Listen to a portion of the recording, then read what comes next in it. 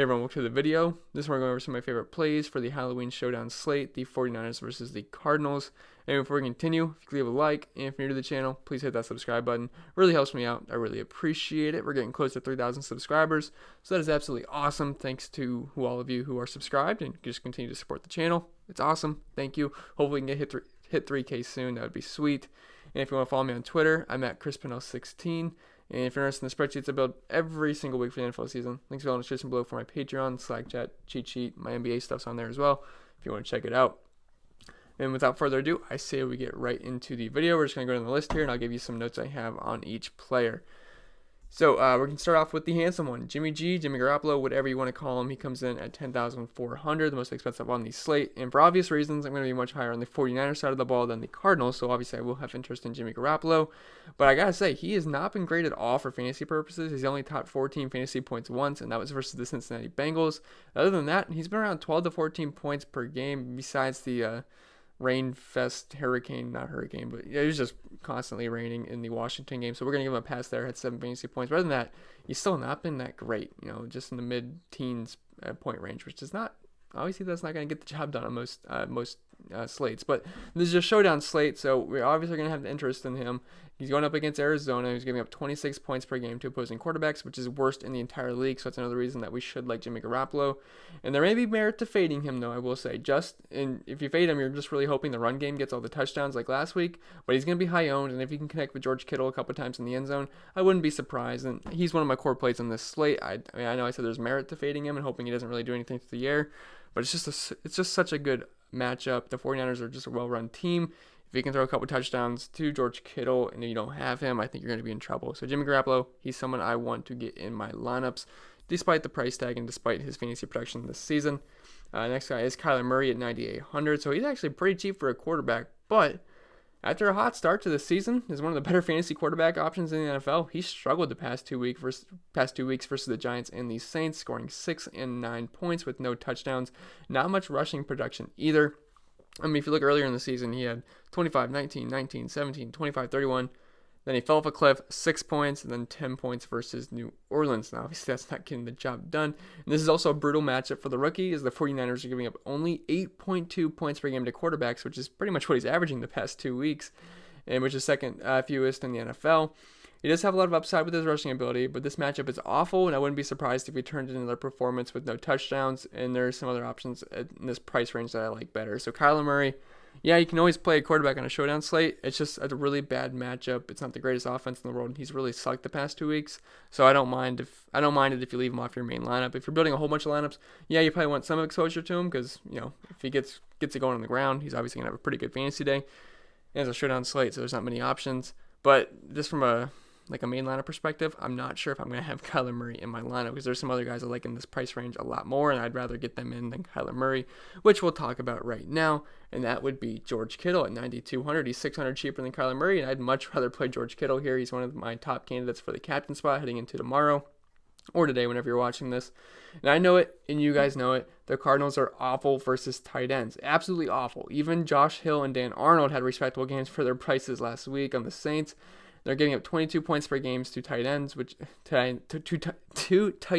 is most in the NFL, and teams just continue to have good games versus them with their tight ends. Kittle is one of the premier talents in the league at the tight end position, and he should absolutely eat here. He leads all tight ends with a 29% market share of the team's air yards. He's tied for first with Darren Waller in target share at 26%, and he leads all tight ends in weighted opportunity share as well. So the opportunities are there, and the matchup is there. George Kittle should have no problems excelling in this matchup. I think we get over 20 plus points here. If you put him in the captain spot, I think he gets you over 30 probably, as long as he gets into the end zone, which I am banking on versus the Arizona Cardinals, who tend to let that happen to opposing tight ends. And George Kittle is obviously one of the most elite tight ends in the league. So George Kittle, fire him up. I like him a ton. If you're going to put him in your captain spot, he's like my first or second favorite captain. So definitely like him there. Tevin Coleman, he's another guy I like a ton. He's at $9K, a little bit cheaper than George Kittle. And I got to say, his ownership is going to be through the roof after what he did last week, where he had 11 rushing attempts for 105 yards, 3 rushing touchdowns, and a receiving touchdown, which was good for 40 fantasy points. But he should be, he should be high owned. This offense is running the ball a ton, and he's a 10-point favorite, which sets up really well for a good game script for him, as the Cardinals' run defense is 26th DVOA versus the run. Another key thing here to watch is Matt Breida's injury that forced him to leave last week. Shanahan said if they had to play yesterday, it wouldn't look good for Breida's chances of playing, and he didn't practice, so there's also concern there. And we know the guy is made out of glass, and he has a high re-injury risk, even if he does play, so I expect a pretty big workload from Tevin Coleman in this matchup versus the Cardinals, who got absolutely murdered by Latavius Murray last week. I'm not saying Coleman's going to go off for another 40 points again, but I think he can get you 20 points. I think he finds himself into the end zone. He might get over 100 rushing yards. Tevin Coleman's also a little bit involved through the air, so you got a little bit of upside there. It's not like he's heavily involved through the air, but I really don't think he's going to have to be, because I do think they play with the lead here. But Coleman should get the majority of the work here, especially if Breida's out, and I think he makes a ton of sense. So Tevin Coleman, I would fire him up. I'd say for the captain spot, my two favorites right now are George Kittle or Tevin Coleman, and just really whoever you prefer putting in there, because they're only 200 in difference in salary, so it's really not a big difference there. So Coleman or Breida for me right now, those are my two top plays on the slate, as I'm sure it is for most people. And then Jimmy Garoppolo would be my third as of right now. Then the new guy in the 49ers, we got Emmanuel Sanders at 8,600, and I'm prioritizing Jimmy G, Kittle, and Coleman over Sanders, but he's not a bad play by any means. It just kind of isn't fitting my lineup so well, because if I fit those three in, it's going to be really hard to fit Emmanuel Sanders in without punting. But last week, he was pretty much just touchdown or bust with 5 targets, 4 catches, and he only had 25 yards. But he did find the end zone, which saved him for 12 fantasy points. I really don't expect much out of him in this game, as I see them running the ball a lot. But it is a really good matchup in the slot versus Arizona, who's giving up 26.5 points per game to slot receivers this season, which is worst in the entire NFL. So it's a good matchup, and he is a very talented player. It's just he's on a run-heavy offense, and I really don't see him getting a ton of targets here, especially as 10-point favorites. So I mean, I think he's going to have to get you into the end zone. I just don't see him getting too much volume. It's not a pass-heavy offense whatsoever. So Emmanuel Sanders might be a little bit priced up, and I'm really not that big of a fan of the price. If you're making a whole bunch of lineups, yeah, you can get some exposure to him, but I really don't think he's going to make my main lineup at this price tag. And then, so let's just say we plug in Jimmy G, George Kittle, and Tevin Coleman. That's going to leave me with 7,100 left. Yeah, I actually might be able to, but I'm actually going to probably put one of those in the... Actually, I'm not probably going to. I am going to fit one of those guys in the captain spot, so it'd be even less, so... But anyway, we'll figure that out at the end. I'll try to build something.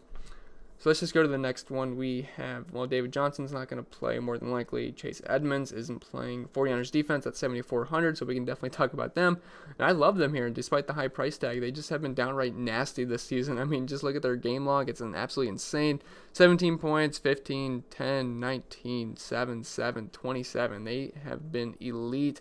They have great pass rushers in Bosa, and man, their just defense is all around really good. They're the number 2 overall DVOA defense this year, and they've been shut down and have elite pieces all around. Cardinals only have a 16.5 point team total at home, so if you want to spend up for a defense on the slate, I totally get it with how good they've been this season. And I expect them to be very highly owned, because I know the Steelers were like extreme chalk on the last Showdown Slate, and I'd rather the 49ers defense is on a whole other level right there. I know they're not playing the Miami Dolphins, but still, they're playing the Cardinals, which isn't the most great offense in the world, especially without David Johnson and Chase Edmonds and those kind of guys. So, 49ers defense, I think they can rack up the sacks here, hopefully get a couple turnovers, and I think you're going to be pretty happy with them at 7,400. You could captain them too. I think they're probably my 4th favorite option for the captain spot, just because defenses have been working out pretty well in showdowns lately, especially with the Patriots being on there. So, but 49ers defense, I like them. Don't mind them in the flex spot either. Captain spot's okay as well. It's just not as much upside as someone like George Kittle or Tevin Coleman. Next guy we can talk about is Cristian Kirk at 7,200. He's finally back off of injury. And he does feel a bit overpriced here given the matchup versus the 49ers. But he actually, I should say he has the 3rd worst wide receiver versus cornerback matchup of the week on PFF too. So the matchup sucks. But he's been good when he plays this season. He scored double-digit points in all but one game. Just look at his game log, 17, 11, 19, 14. Whoops. I'm sorry, I'm not reading the right one. 17, 8, 15, 20, 10. So that's not too bad for Cristian Kirk, and he's yet to score a touchdown this season. So, if he starts scoring touchdowns, his fantasy output's going to look a lot better than what it is, but I really don't see it happening versus the 49ers. It's just one of the best defenses in the NFL. He does lead the wide receiver group on this team in market share of air yards at 28% and the target share at 24%. So he's the number 1 option here. I just worry about him struggling in this matchup, and the 49ers are giving up the 3rd fewest points per game to wide receivers. So it's a tough matchup. He's a talented receiver. I just don't think there's much upside here for the Cardinals offense. So Cristian Kirk's a little bit overpriced for me. I'd rather probably play the kicker, just another cheaper option than Cristian Kirk. And then we can talk about his teammate, Larry Fitzgerald, who, well, I guess a lot of what I said about Cristian Kirk can be said for Fitz here, but the production for him has took quite a dip since week 3 after his hot start to the season, and especially the last 2 weeks when he's been awful. He's put up back-to-back 2-point outings. At the beginning of the year, he looked great. 28, 18, 14, 9, 11, 12, 2. That sucks. That does suck a lot. And he was being used down the field the first couple weeks, and now it's just, the ceiling's not there anymore. I mean, he should have somewhat of a floor, but the past 2 weeks have kind of just wiped that away. So it's pretty scary to play Larry Fitzgerald these days. But, I mean, he should be fine. He's the most, I shouldn't say, I guess just in general, he's the most talented receiver, but he's also an old man now, so maybe Cristian Kirk got the more upside here, especially with the targets he's seeing. He is second on the team in targets and market share of the air yards, so there is that. He's definitely behind Cristian Kirk. But it's Larry Fitzgerald. I just feel trust with Larry Fitzgerald, but he's really burned me, especially because I was all in on him versus the Giants, and he absolutely just laid down 2 points, which felt like an egg. So, yeah, I got a little bit of sour taste on it with Larry Fitzgerald. But if you have to play one Cardinals receiver, I don't know. I don't really want to. Maybe Larry Fitzgerald over Cristian Kirk. Maybe, I don't know. I don't really love either. So I wouldn't really force one of these guys in, but if they fit your lineup at the end, I don't hate it because they're going to be playing from behind. They're going to throw the ball quite a bit, in my opinion. They play at a pretty fast pace. So really, it's just a coin flip with Larry Fitzgerald and Cristian Kirk right now. I really don't care if you use either one. It's just, who gets open better. So we'll see. But not too high on either one just because of the matchup. But I got to say, Cristian Kirk is getting more targets. And he's only 200 more, so maybe you feel safer with Cristian Kirk. Kenyon Drake, he's at 6,800. And he's got his work cut out for him in his first game as an Arizona Cardinal, going up against a juggernaut of a run defense that is second DVOA versus the run and giving up the second fewest points per game to running backs. So it's probably not going to be the best coming out party for Kenyon Drake here.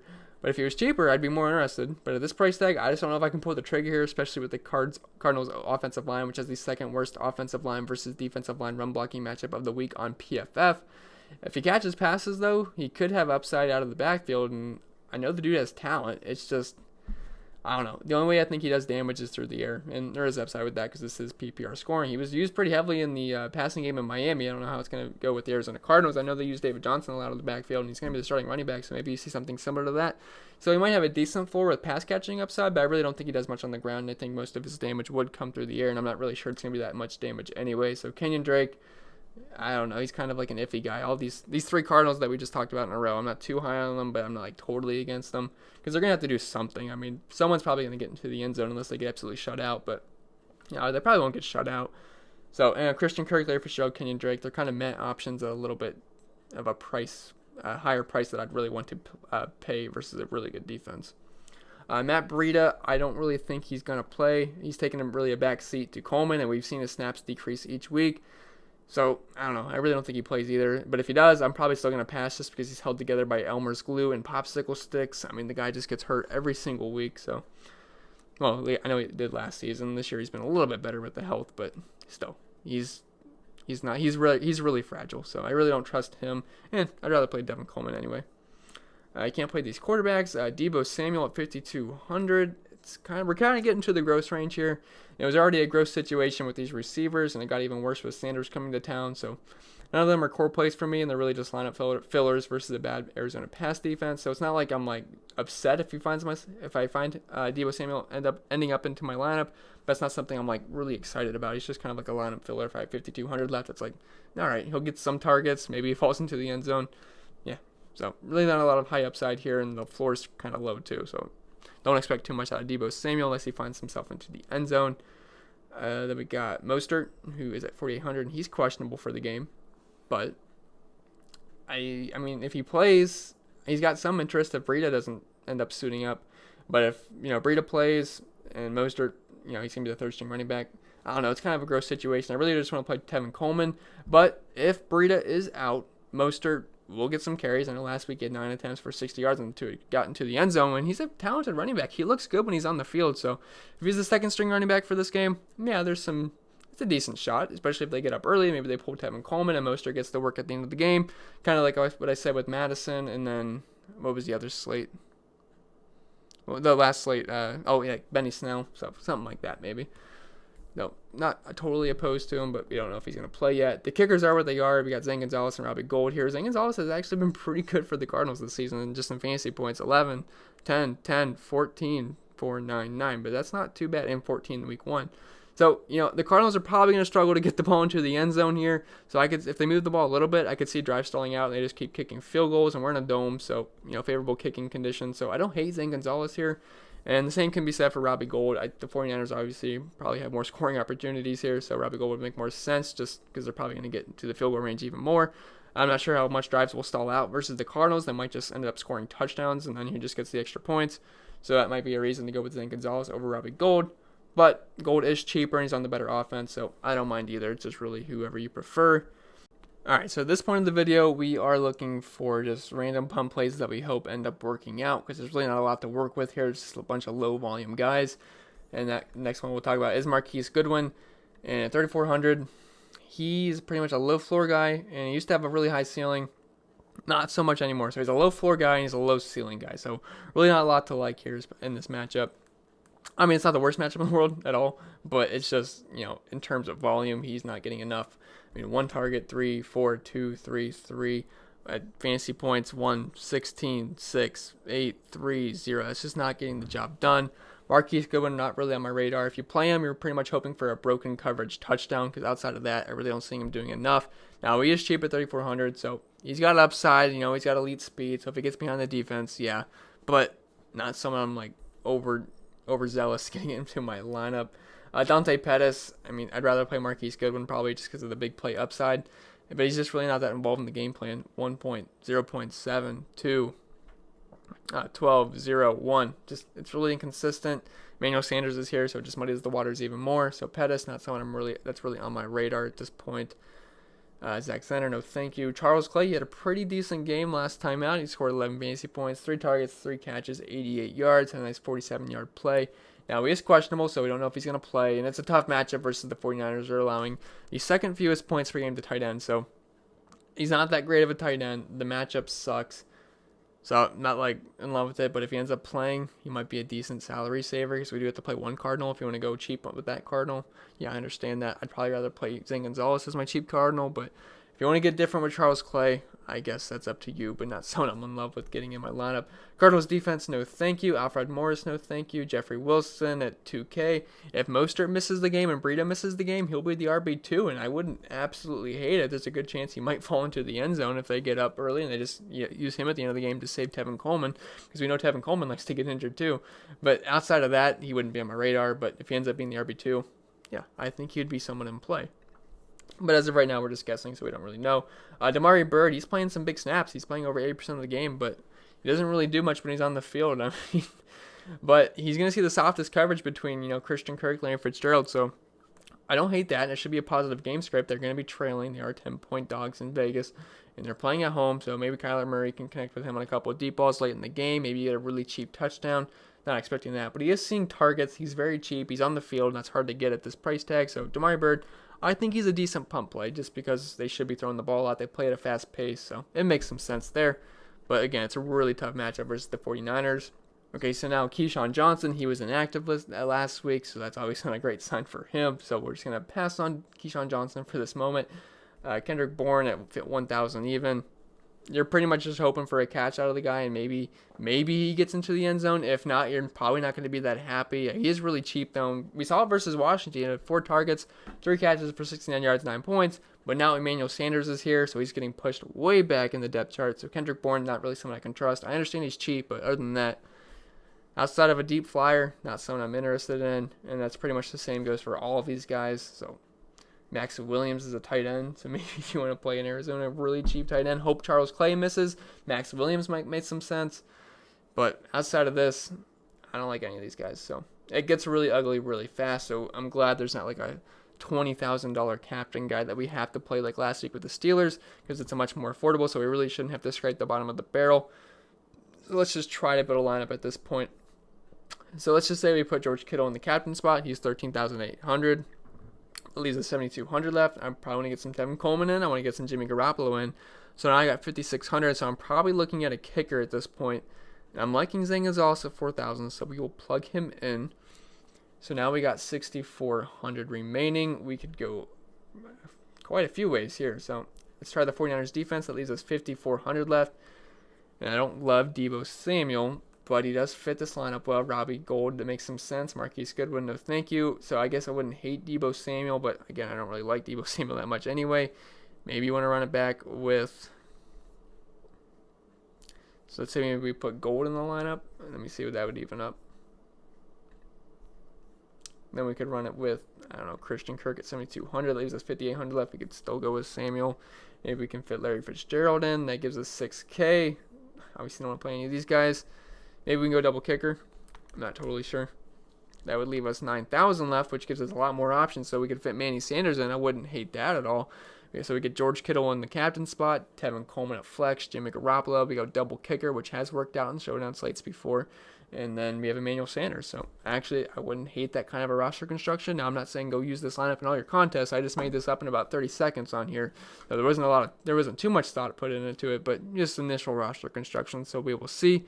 But anyway, guys, that's going to be it for this video. If it was helpful, remember to leave a like. And if you're new to the channel, please hit that subscribe button. It really helps me out. I really appreciate it. Follow me on Twitter at ChrisPinell16. If you're interested in spreadsheets about every single week for the NFL season, links available in the description below. And I'll see you guys in the next video. And I was thinking about, I usually make my core plays video on Tuesday. It is now Wednesday. I'm thinking I should put that out later in the week after I have even more time to just gather ownership info and just more research being done instead of rushing that out. Because I feel like more people view the NFL videos later on in the week anyway, because it's just fresher content. So I'm going to push that back to later in the week now, especially with the NBA out, so I have to do double time on the content. So it'd probably just work out better anyway. So just better content overall, just with more research being done on the core plays video, because that's my favorite video to put out during the week. So that'll probably come out Thursday or Friday, so we will see. But anyway, guys, I'll leave you with that. Wish you guys the best of luck, and I'll see you